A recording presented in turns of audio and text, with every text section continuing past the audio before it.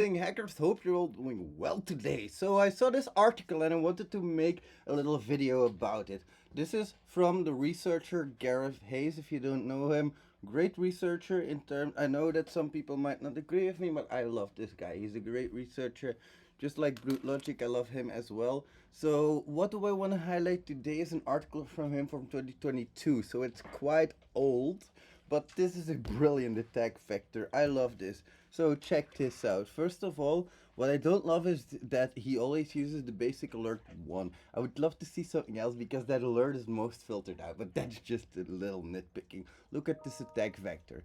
This is a custom written tag, an XSS tag. It's something that he's written himself with a style equals display block. So it's displayed as a block with a transition of an outline of 1 second. And then he puts an on transitioned event handler on there.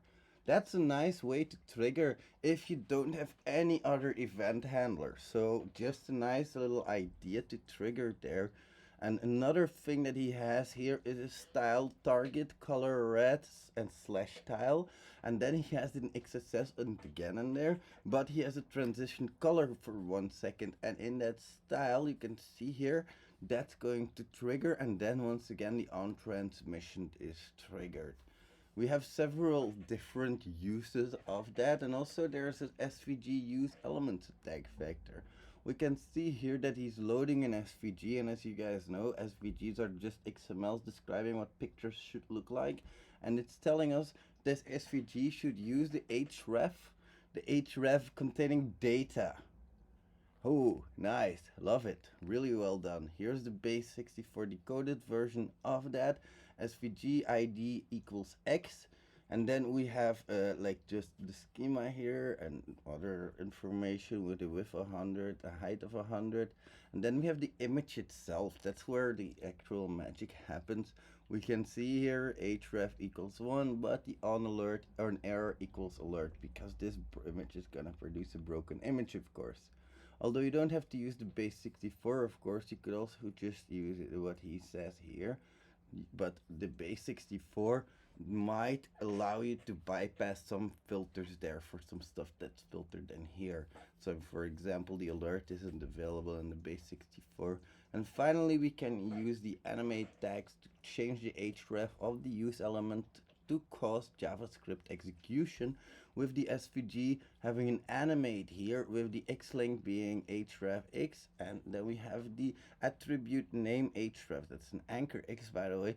The values data image SVG, so we have another SVG in here that's going to once again trigger that, and we say use ID equals x.